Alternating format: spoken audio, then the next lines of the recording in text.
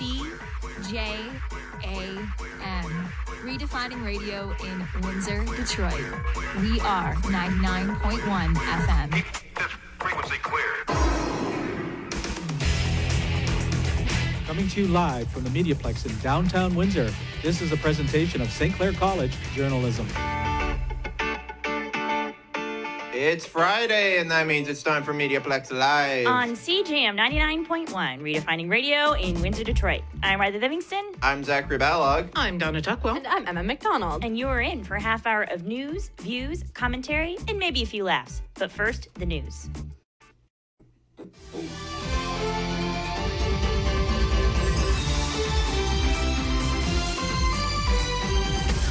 We all know Christmas is around the corner, and for many, business is booming. But what about the rest of the year? Tyler Clapp reports.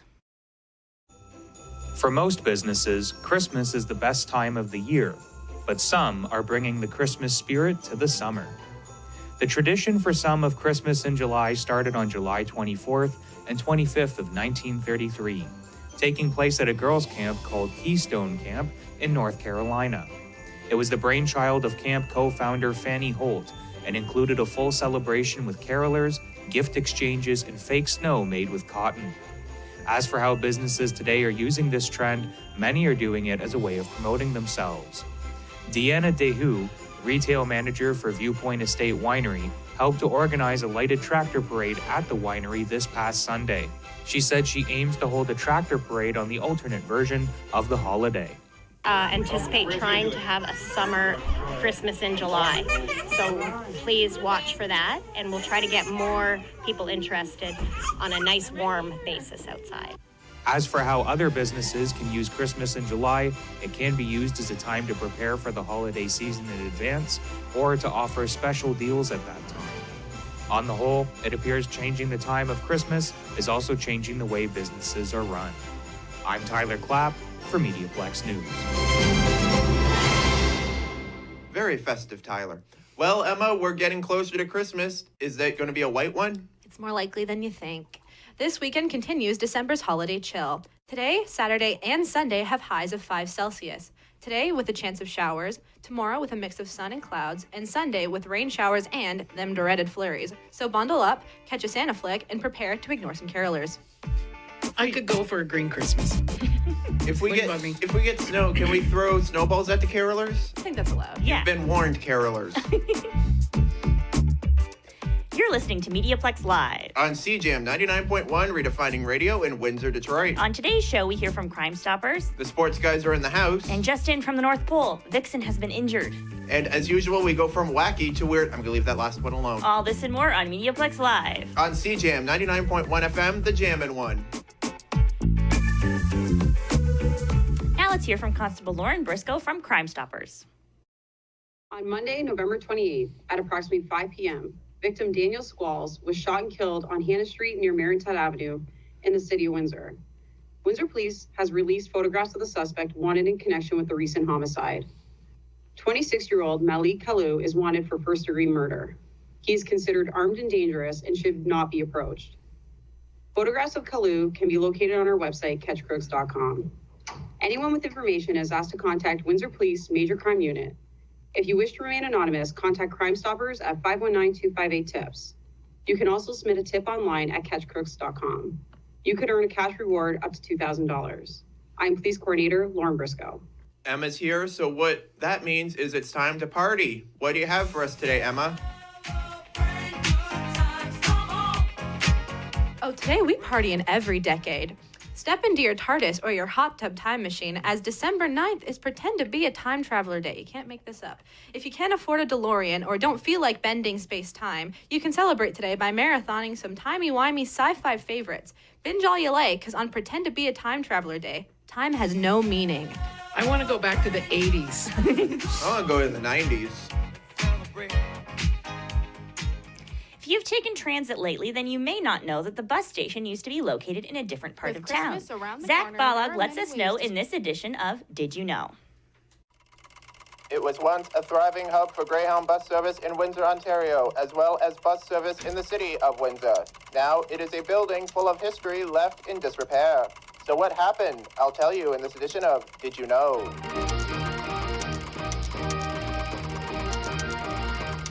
The Greyhound Terminal was located on University Avenue, and this station opened its doors in 1941 and was equipped with many distinct features such as a large marquee that read Greyhound, and it also included the Dashboard Restaurant on the left side of the building.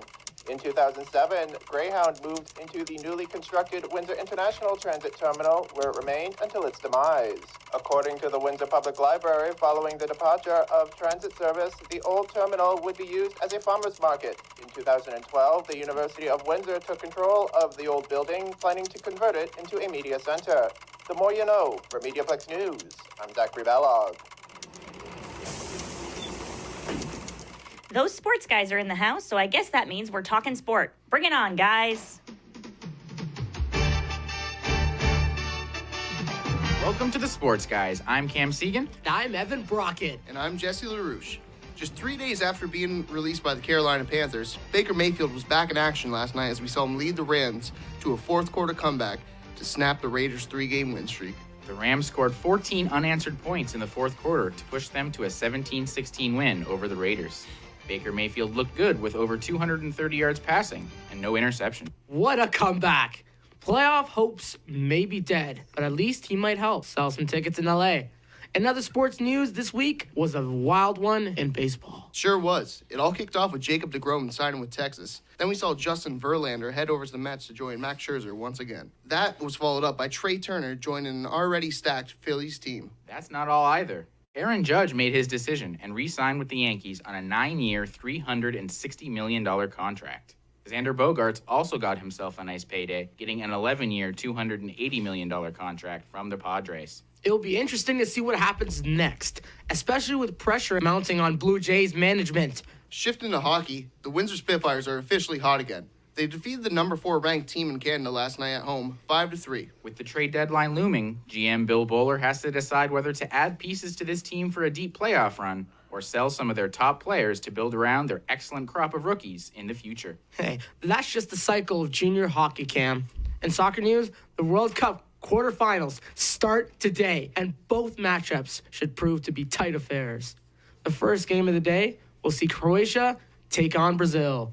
Lionel Messi will continue to lead Argentina in their bid for a World Cup in the second match of the day. Standing in their way is a very stingy Netherlands team that seems to be peaking at the right time. Over the weekend, we will also see Portugal take on the Cinderella team of the tournament in Morocco, as well as a star-studded match between France and England. Thanks for listening to the Sports Guys. I'm Cam Segan. I'm Evan Brockett. And I'm Jesse LaRouche. We'll see you next week. If I want to get smarter, I listen to Donna. Donna, what do you have for us today? All righty, let's talk about some birthdays in December. If you have a December birthday, do you feel shortchanged? Maybe the first part of December is okay because it's far enough away from Christmas, but too close to Christmas, you know you're getting birthday and Christmas gift combined. You lose out. My daughter has a December birthday, and only a few days before. I asked her if she ever felt ripped off, and fortunately she said not at all, that she either got a bunch of little gifts or one big, really good one. Or maybe she's just saying that because it's close to Christmas at her birthday. Here's a few tips if you have someone with a December birthday. If they're okay making it one big celebration, that's great. If not, here are some ways to separate them. Wrap their birthday gifts in birthday paper, not leftover Christmas paper. And if they make you a Christmas list, get a birthday list too. Do you guys have anybody like birthdays in December? My brother has a January 3rd birthday. He was due on Christmas Day, but he was born on January 3rd. So we make sure the Christmas tree has been taken down by then. We try and take down most of our Christmas decorations. We do birthday decorations and birthday paper and try and really separate it for him so That's that it's good. different. Yeah. That's it for me this week. I'm Donna Tuckwell. Stay smart and have a great weekend. What about, I feel bad for the people who were born on Christmas. Mm-hmm. Well, what about you just them? celebrate it differently, I guess. Elliot is here, and he is our resident history buff. What do you have for us today, Elliot? This week in history, on December 8th, 2010, Elon Musk's SpaceX had its second successful launch of the SpaceX Dragon. This made it the first privately held company to launch a rocket into orbit and recover the spacecraft later. Because of this achievement, SpaceX has now become one of the top private space agencies in the world. Now we go to 1941 because on December 7th of that year, the Imperial Japanese Navy attacked Pearl Harbor. This event made America officially join the war and help put an end to it. A lot of people would even go as far as to say that America joining the war was the thing that brought it to an end. Now let's get ready to sail the 7 seas because we are making a trip to the West Indies, where in 1717, on December 5th, the first ever recorded account of the pirate Blackbeard was made. He's famous for plundering merchant ships, taking their crew and all that they have for himself. He's the most well-known pirate in history. Arr. Thanks for looking back. I'm Elliot St. Aubin. Zach obviously has too much free time, and so we assign him to do all the views and reviews. What have you been binging on this time, Zach? Yeah, I do have a lot of time because you guys keep making me do pirate noises. It's that time of the show where I talk about TV, movies, and music, new and old. Time for Zach's views and reviews. Last week I talked about the latest Christmas songs, and now it's time for part 2.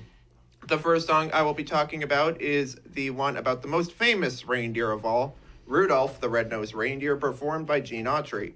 This song definitely has a great sound and perfect balance of instruments and the jingling of bells. This tune can also be used to put your kids to sleep. Oh, me too. 4 Z's. The next song up is a Christmas original by the one and only Taylor Swift called Christmas Tree Farm. This song is about Swift's memories growing up on a Christmas tree farm. This song is a great one. However, she is singing a little too fast for my liking, and her voice is drowned out by all the music in certain parts. All the wind 3.5 blowing Z's. through the Christmas trees. Yeah. And finally, we have a Christmas classic by Darlene Love by the name of Christmas, Baby Please Come Home. This is a song that should be heard everywhere. The upbeat orchestral sound of this song really makes you want to get into the holiday spirit. I love the sound of this song. However, much like Taylor's, Darlene's voice is drowned out by the music. 3.5 Z's. And now here, taking us out, is Darlene Love with Christmas, Baby Please Come Back to Me.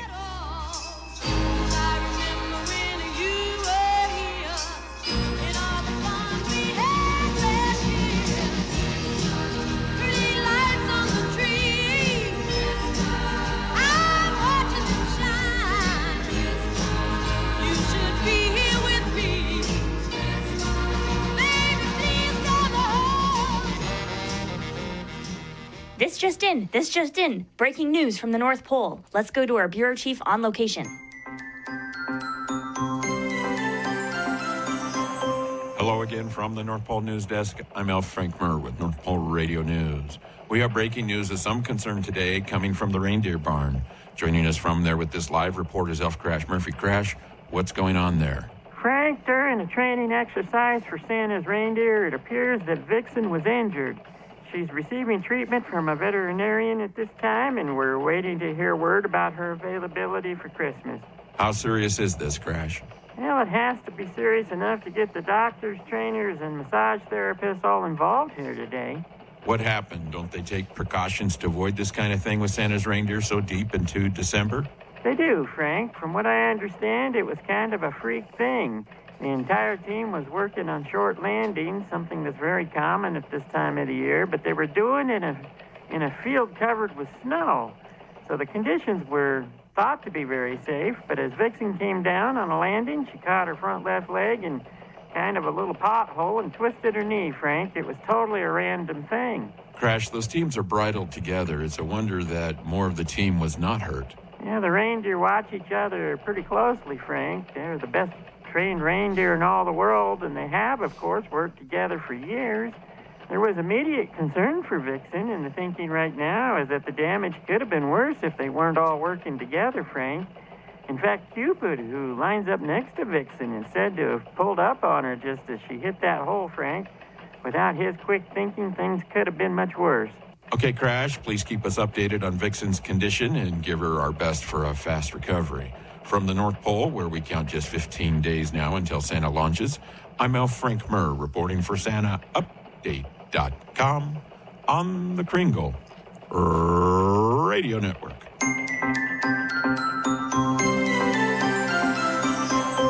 So ever since we started rehearsing for this show, we were all waiting with bated breath to see what this type of injury Vixen was having. And there were several conversations that were had about it. And now we know it's just a twisted ankle. She got stuck in a pothole. The poor thing. It's terrible. Okay, sure. Do we really know that she got stuck in the pothole, or is that just a cover-up for what really happened? For what really happened. She was drunk driving.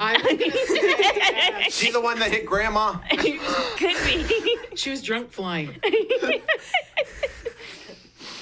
All right, let's rock out with Riley and go behind the song Christmas style. Riley? I want a hippopotamus for Christmas. Only a hippopotamus will do.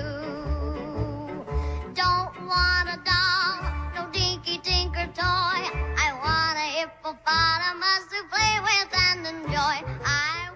Well, it's getting closer. Christmas is coming. And if you're sick of the regular Christmas tunes, I have some different ones for you. Today, I'd like to explore some novelty Christmas songs. Now, we all, of course, know about the classics like Grandma Got Run Over by a Reindeer and I Want a Hippopotamus for Christmas, but I want to share some different novelty Christmas songs and maybe some you've never heard before. Let's start with a great a cappella band, Straight No Chaser. They have 2 entries for novelty Christmas songs. They have a hilarious, jumbled up version of the 12 Days of Christmas, every one of them getting confused at which one comes next. On the 9th day of Christmas, my true love day of Christmas, my true love ladies dancing 8, ladies dancing 7, ladies dancing 6, ladies dancing 5. You better not shout, you better not cry, you better not in a pear tree on the Straight No Chaser also has an original song, The Christmas Can-Can, an almost lament about the commercialization of Christmas. Shopping Christmas season, starting sooner every year. It's October, stores with plastic Christmas trees. Ransack the mall, shop until you lose your mind. I'm sure you've heard the Canadian classic Taking Care of Business by Bachman Turner Overdrive, but I doubt you've heard Taking Care of Christmas, Randy Bachman's Christmas twist on his hit. And he'll be taking care of Christmas every day. Taking care of Christmas in his sleigh.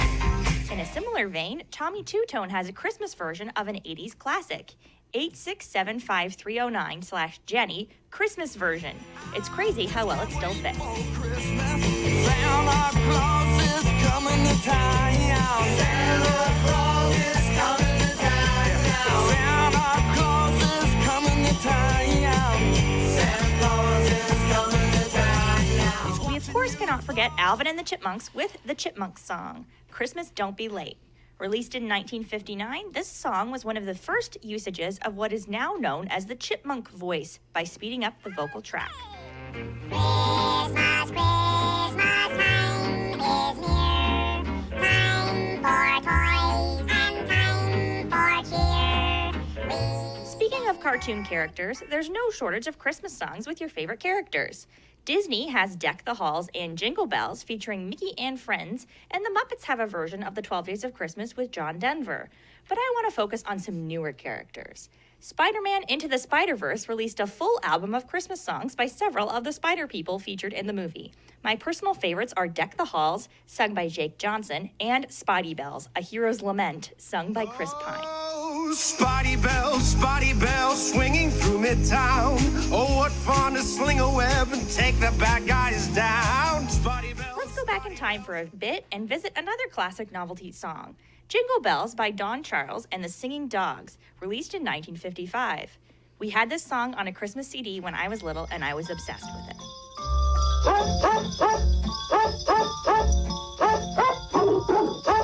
Sticking around in the 50s, Pearl Bailey wants to ask Santa for nothing but a 5-pound box of money, and Ella Fitzgerald is upset because Santa got stuck up her chimney. Santa Claus got stuck in my chimney when he came last year. Poor Santa Claus. Jumping forward to the 70s, English rock band The Kinks has their hit Father Christmas, threatening to beat up Santa if he doesn't hand over some cash instead of his usual toys. He said, Father Christmas, give us some money. Don't mess around with those silly toys. We'll beat you up if you don't hand it over. Now back to the present day. The Bare Naked Ladies have a few novelty Christmas songs, including anti-Christmas song Green Christmas, but also The Elf's Lament, featuring Michael Bublé, talking about the struggles of working as an elf in Santa's workshop, including the lack of unions.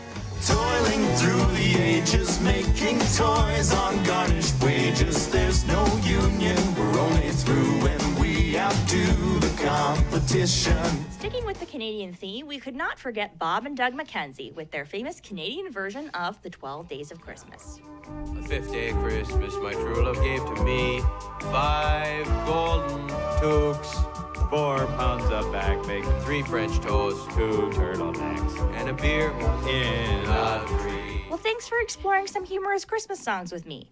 Check out my social media pages at rs.livingston for a full playlist of all these songs and more that didn't make the cut.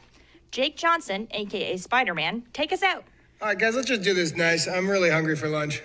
I smelled baked cheese. Oh, we're recording. Well, hello, friends. Hope you're having a great holiday season. I know I am. You know, this song is very dear to my heart. I'm sure you'll recognize it, but the lyrics are not very good, and so we fix that. Deck the halls with bound-up villains. Fa la la la la la la la la. 'Tis the season to save millions. Fa la la la la. Should I just get it over with? Just rip the Band-Aid off about that one song? I did not consider how that one might sound. Is that the sequel to I Saw Mommy Kissing Santa Claus? Apparently, yes. It's the whole version. One of the oldest and most popular Christmas poems ever, commonly referred to as "'Twas the Night Before Christmas," was written in the early 19th century. It was first published on December 23rd, 1823. Here is our homegrown MediaPlex version of "'Twas the Night Before Christmas."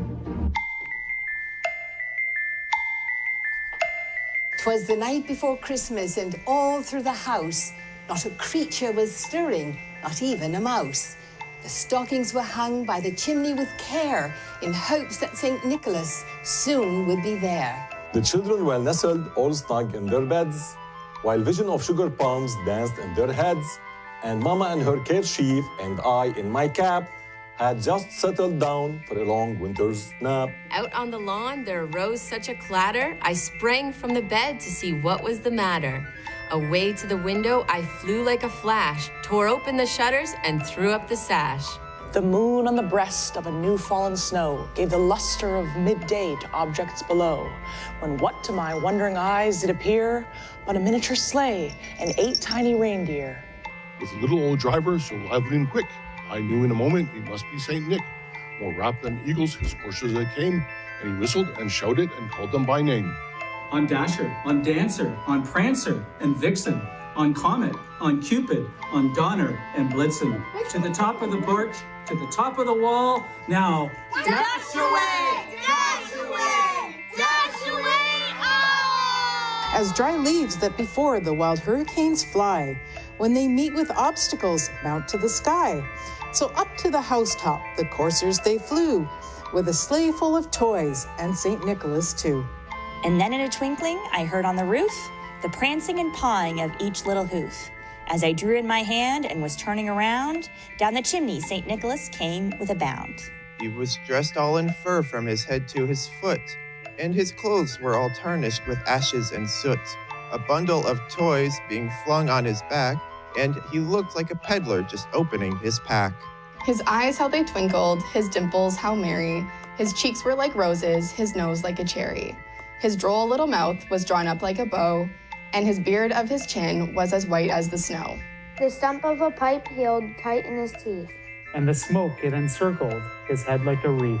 He had a broad face and a little round belly. A chick when he laughed like a bowl full of jelly. He was chubby and plump, a right jolly old elf, and I laughed when I saw him in spite of myself. A wink of his eye and a twist of his head soon gave me to know I had nothing to dread. He spoke not a word, but went straight to his work, and filled all the stockings, then turned with a jerk. And laying his finger aside of his nose, and giving a nod, up the chimney he goes. He sprang to his sleigh, to his team gave a whistle, and away they all flew like the down of a thistle. But I heard him exclaim ere he drove out of sight, "Happy Christmas to all, and to all a good night."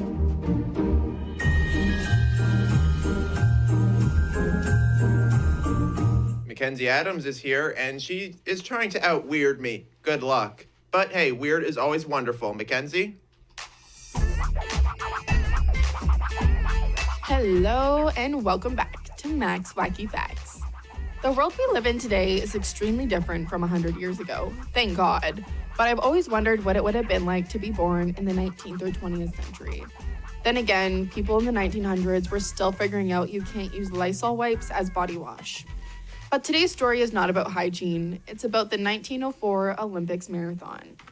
Now, the Olympic Games only started 8 years before, in 1896, so we'll give them a little slack. First of all, tarmac or pavement was not a thing in 1904, so the entire course was very dusty. There was so much dust in the air that one runner was hospitalized after the dust tore through his stomach lining and esophagus. Yikes. Also, the organizers decided the games would be a great time to test dehydration, so they withheld water. It was 90 degrees outside, and 18 of the 32 runners had to drop out from heat exhaustion. This thing was a nightmare from the start, and we're only running downhill from here. The first place winner, Fred Lors, did most of the race in a car. Apparently, he got some serious cramps and hopped in his friend's car, only to get out right before the finish line and cross it. He was still given first place for doing a marathon in a car. What? Could you imagine if someone did that today? The second place player was one of the few to try a homemade performance-enhancing drug. Thomas Hicks was given a mixture of egg whites and strychnine, which is a poison often used to kill rodents or birds. He didn't get far into the race, and he started to pass out, and people just picked him up and carried him over the finish line. How about carry him to a hospital? I don't know. If I just drink poison, I wouldn't be worried about finishing a race. Third place is not accounted for, seriously. It just goes first, second, fourth. But fourth place didn't have it any better. Felix Carbajal was from Cuba and raised the money to go to the Olympics by running the entire length of Cuba. That's 1,200 kilometers he ran, yet he still came in fourth place. He showed up for the race in dress pants and a button-up, which this is not the place to dress your best. And then during the marathon, he stopped to eat some apples, but they were rotten. He ended up getting some bad cramps and laid down, having a nap on the side of the road during the Olympics, and he still got fourth. I don't know how the race went for everyone else, but I don't have a lot of hope that it was any better. The marathon caused a major uproar, and people were saying it was too dangerous for the runners. Was the race dangerous? I think it may have been some outside factors like poison or withholding water. I hope I told you something you didn't know today. For MediaPlex Radio, I'm Mackenzie Adams. From wacky facts to weird news, here's Zach with the weirdest news found on the internet. Well, it's Friday, which means it's time to take a look at the weirdest news found on the internet. That's right, it's time for Weird News.